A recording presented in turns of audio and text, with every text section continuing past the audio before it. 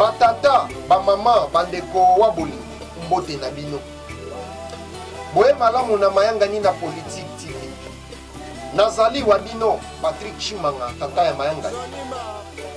Et sali sikoyo 25 ans, 1 mois, 15 jours, que deuxième guerre ya République démocratique du Congo et bandaki. Nto. Et sali sikoyo 25 ans, 1 mois, 15 jours, que bitumba ya mibale ya République démocratique du Congo et bandaki. Ezali conflit ya mibale oyo embomi bato mingi na monde après deuxième guerre mondiale. Conflit oyo emoni systématisation ya utilisation ya viol, ya utilisation ya rape, ya utilisation ya tuerie massive lokola arme de guerre, nto lokola minduki ya bitumba to munduki ya bitumba.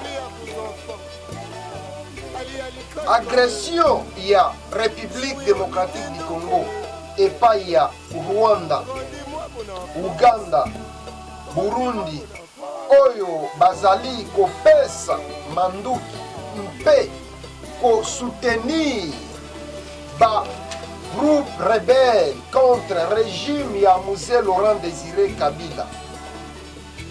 Bazali nto bazalaki ba anti Mzee Laurent Désiré Kabila.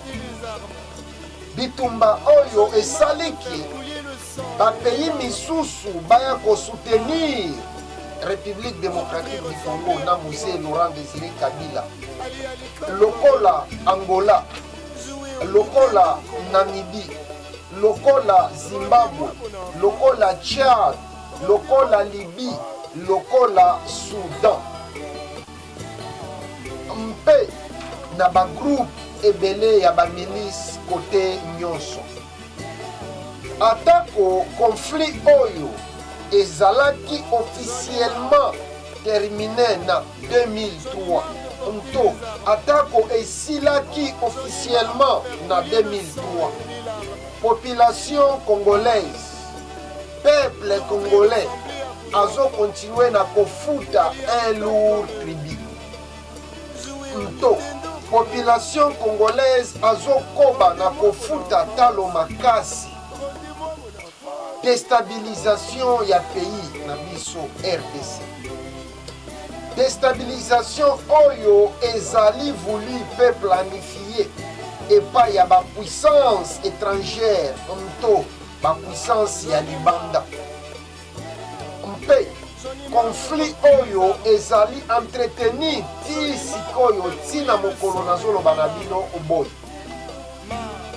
Epai ya barele loko mpe epai ya barele régionaux.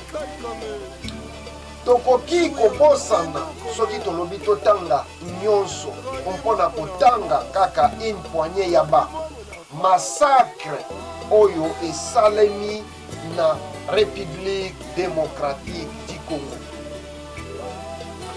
Massacre ya Kasika na août 1998. Plus de 1000 morts. Pekati na bango basi na bana bazalaki. Massacre de Makobola na décembre 1998. Plus de 70 morts. Kati na bango basi na bana pe bazalaki. Massacre de Katokota na mai 2000. Plus de 375 morts. Kati na bango basi na bana pe bazalaki. Massacre ya décembre 24 au 27 2008 na Owele. Plus de 1000 morts. Kati na bango basi na bana pe bazalaki. Massacre ya 14 au 17 décembre 2009 na Owele. Plus de 400 morts. Kati na bango basi na bana pe bazalaki. Massacre de Kipupu na juillet 2020. Plus de 200 morts. Kati na bango pasi na bana pe bazalaki. Massacre de Kishiche en novembre 2022. Plus de 170 morts.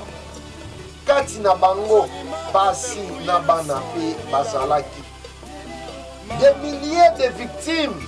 Oyo babaki 100 000 na 6 millions de morts. Il y a deuxième guerre, il y a République démocratique du Congo. Oyo ebaki 100 000 na aux environs 10 millions. Il y a des Congolais massacrés par le roi belge Léopold II. Nantango, il y a esclavagisme, to nantango ya boumbu, to nantango ya colonisation. Dans chaque mois, il y a août, précisément le 2 août. Na sengaki, mpe nazokoba na kosenga.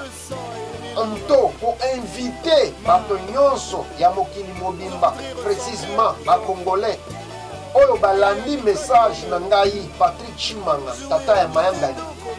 Que tozala na pensée moko mpona ba victime ya génocide des Congolais. Ngai lokola africain et congolais ezali important ya koyeba ke tant que RDC, République démocratique du Congo, ekozala instable, continent na biso Afrika ekokite prendre son envol.